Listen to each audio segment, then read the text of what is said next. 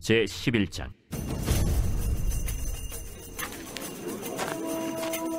온 땅의 언어가 하나요 말이 하나였더라. 이에 그들이 동방으로 옮기다가 시날 평지를 만나 거기 거류하며 서로 말하되, 자, 벽돌을 만들어 견고히 굽자. 이에 벽돌로 돌을 대신하며 역청으로 진흙을 대신하고, 자, 성읍과 탑을 건설하여 그 탑 꼭대기를 하늘에 닿게 하여 우리 이름을 내고 온 지면에 흩어짐을 면하자. 여호와께서 사람들이 건설하는 그 성읍과 탑을 보려고 내려오셨더라. 이 무리가 한 족속이요 언어도 하나이므로 이같이 시작하였으니 이후로는 그 하고자 하는 일을 막을 수 없으리로다. 자, 우리가 내려가서 거기서 그들의 언어를 혼잡하게 하여 그들이 서로 알아듣지 못하게 하자. 여호와께서 거기서 그들을 온 지면에 흩으셨으므로 그들이 그 도시를 건설하기를 그쳤더라. 그러므로 그 이름을 바벨이라 하니 이는 여호와께서 거기서 온 땅의 언어를 혼잡하게 하셨음이니라. 여호와께서 거기서 그들을 온 지면에 흩으셨더라. 셈의 족보는 이러하니라.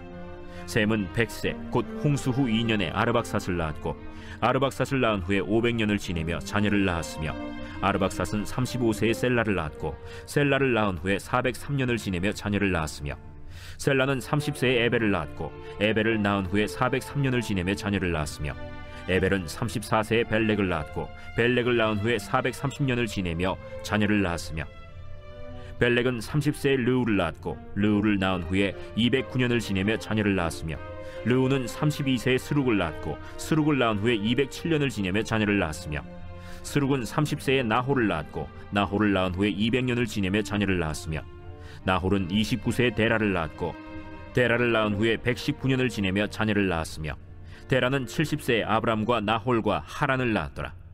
데라의 족보는 이러하니라. 데라는 아브람과 나홀과 하란을 낳고, 하란은 롯을 낳았으며, 하란은 그 아비 데라보다 먼저 고향 갈대아인의 우르에서 죽었더라. 아브람과 나홀이 장가들었으니 아브람의 아내의 이름은 사레며, 나홀의 아내의 이름은 밀가니 하란의 딸이요, 하란은 밀가의 아버지이며 또 이스가의 아버지더라. 사레는 임신하지 못함으로 자식이 없었더라. 데라가 그 아들 아브람과 하란의 아들인 그의 손자 롯과 그의 며느리 아브람의 아내 사레를 데리고 갈대아인의 우르를 떠나 가나안 땅으로 가고자 하더니 하란에 이르러 거기 거류하였으며, 데라는 나이가 205세가 되어 하란에서 죽었더라. 오늘 말씀을 보시면 온 땅의 언어와 말이 하나였다고 기록되어 있습니다. 하나님께서 명령하신 대로 생육하고 번성하여 땅에 충만하라는 대로 그렇게 잘 되고 있었습니다. 하지만 그 백성이 시날 평지에서 거류하기로 결정했습니다. 한 곳에 거류하고 싶었다는 것은 땅에 충만하라는 명령을 불순종하는 것이었습니다. 우리가 하나님의 말씀을 불순종할 때 우리가 뭔가 이득을 보는 것 같아서 불순종하는 것입니다.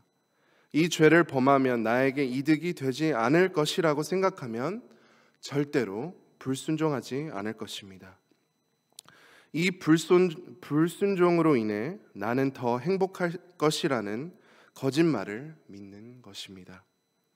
그러나 불순종하기 시작하면 우리의 영안이 더럽혀집니다.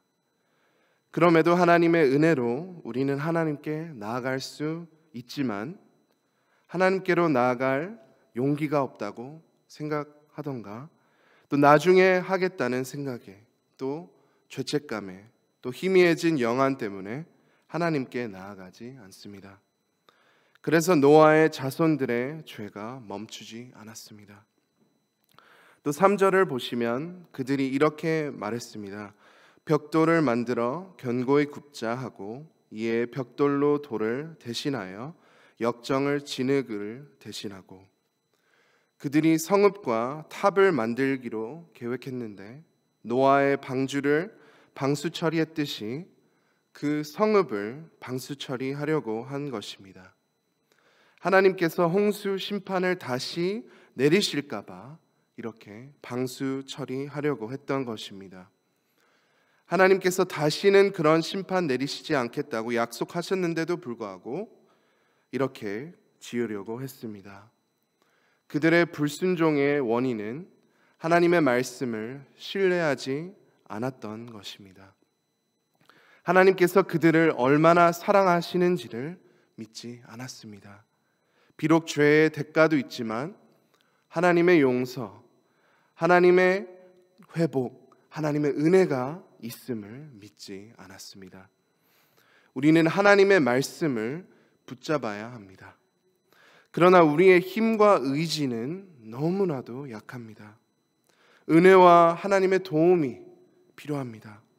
그 은혜를 주실 것을 믿으며 그 은혜를 사모해야 합니다. 우리가 만약 병이 있다고 생각해 보십시오. 그리고 그 병의 원인을 알고 고칠 수 있는 의사가 있다고 생각해 보십시오. 그 의사가 나의 병을 고칠 수 있다는 지식만으로 고침 받을 수 없습니다. 그 의사에게 나아가야 합니다.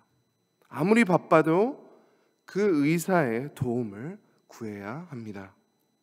마찬가지로 하나님께서 은혜를 주신다는 것을 믿기만 하는 것에 그치면 아무 소용이 없습니다. 그 은혜를 사모해야 합니다. 제가 한국에서 교육부 섬기면서 교사를 위한 집회가 있었습니다.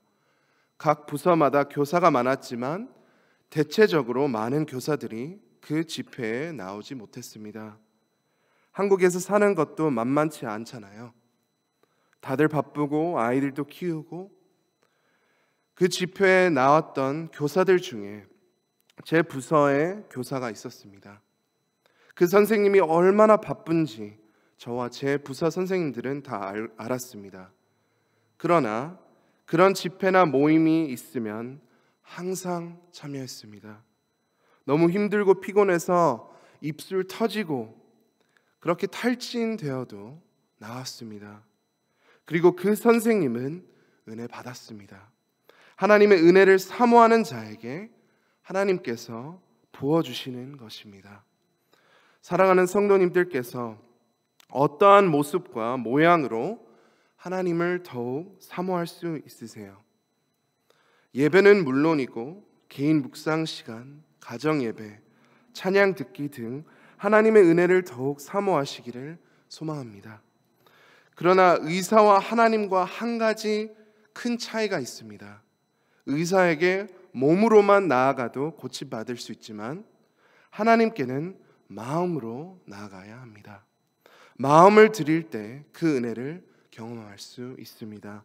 그 은혜를 사모함으로 우리가 더욱 충만한 은혜를 경험할 수 있습니다. 그 은혜로 우리는 죄를 멀리할 수 있고 하나님의 말씀을 더욱 순종할 수 있는 것입니다. 노아의 자손들의 죄는 거기서 멈추지 않았습니다. 그들은 그 탑 꼭대기를 하늘에 닿게 하기를 원했습니다. 실제로 하늘에 닿게 하려고 한 것이 아니라 하늘을 더 가까이 보기를 원했습니다. 이때 점성술과 신비학이 시작된 곳으로 추적합니다. 하나님께서 이 모든 것을 바라보고 계셨고 그 성읍과 탑을 보려고 내려오셨다고 말씀합니다. 그리고 하나님께서 6절에 이렇게 말씀하셨습니다. 이 무리가 한 족속이요 언어도 하나이므로 이같이 시작하였으니 이후로는 그 하고자 하는 일을 막을 수 없으리로다. 하나님은 사람들이 악을 품고 뭉치는 것이 얼마나 위험한 일인지를 아셨습니다. 그러므로 우리가 누구와 뭉치느냐가 중요한 것입니다. 세상에 살면서 하나님을 믿지 않는 사람들과 어울릴 수밖에 없지만 그만큼 믿음의 커뮤니티가 필요한 것입니다. 악한 길로 가지 않도록 우리는 서로가 필요한 것입니다. 선한 일을 하기 위해 또 하나님께 영광 올려드리는 삶을 살기 위해 우리는 서로가 필요한 것입니다. 그래서 하나님께서 그들의 언어를 혼접하게 하여 그들이 서로 알아듣지 못하게 하셨습니다. 그들이 그 이후로 건설하기를 그치고 온 지면에 흩어졌습니다. 하나님께서 이렇게 흩어지게 하심은 은혜였습니다. 그들이 죄를 더 짓고 하나님과 급속히 더 멀어지지 않도록 하나님께서 자비를 베풀어 주신 것입니다. 그때랑 지금 이 시대를 비교했을 때 사람은 더 악해졌습니다. 하나님의 말씀을 거역하고 뭉쳐서 악을 행하는 것, 하나님의 약속의 말씀을 신뢰하지 않는 것을 보시면 그때나 지금이나 참 심각한 상황입니다. 그러나 하나님은 소망의 하나님이십니다. 노아의 자손들의 때에는 그 소망을 어떻게 보여주셨을까요? 하나님은 하나님의 뜻을 이루는 의로운 자를 부르시고 세우십니다. 그의 이름은 아브라함이었습니다. 10절에서 25절은 셈의 족보이고 아브라함의 아버지인 데라까지 이렇게 기록된 족보입니다. 아브라함의 부르심과 삶에 대해서 앞으로 창세기 25장까지 볼 것인데, 오늘 족보를 통해 우리는 알 수 있을 것은 아브라함은 우상 숭배하는 가족에서 태어났습니다. 하나님을 믿기에 정말 힘든 상황에서 하나님을 믿게 되었습니다. 하나님을 믿기에 정말 힘든 우리가 사는 이 시대에 살고 있습니다. 하나님께서 아브라함에게 믿음을 주셨듯이 하나님께서 아브라함의 삶을 인도하신 것과 같이 하나님께서 우리를 도우실 줄을 믿습니다. 우리는 아브라함의 믿음만큼은 대단하지 않아도 우리가 믿고 있는 대단하신 하나님이 계십니다. 그 대단하신 하나님을 바라보는 오늘 하루가 되시기를 간절히 소망합니다. 이 시간 하나님 말씀을 붙잡고 함께 기도하겠습니다. 하나님, 믿음 더욱 주옵소서. 하나님 말씀을 붙잡을 수 있는 은혜를 허락하옵소서. 이렇게 함께 기도하겠습니다. 또 어려움을 겪고 있는 성도님들과 환우님들을 위해 기도해 주시고, 또 온 성도님들이 그 전도에 힘쓰게 하시고 많은 영혼을 구원해 주시도록 함께 기도하겠습니다. 또 계속해서 보수 공사 및 리모델링을 위해 우리 기도해 주시기를 바랍니다. 또 마지막으로 미국과 한국의 정치, 경제, 문화가 말씀 위에 세워지도록 우리 함께 기도하겠습니다. 다 함께 주여 한번 외치고 기도하시겠습니다. 주여!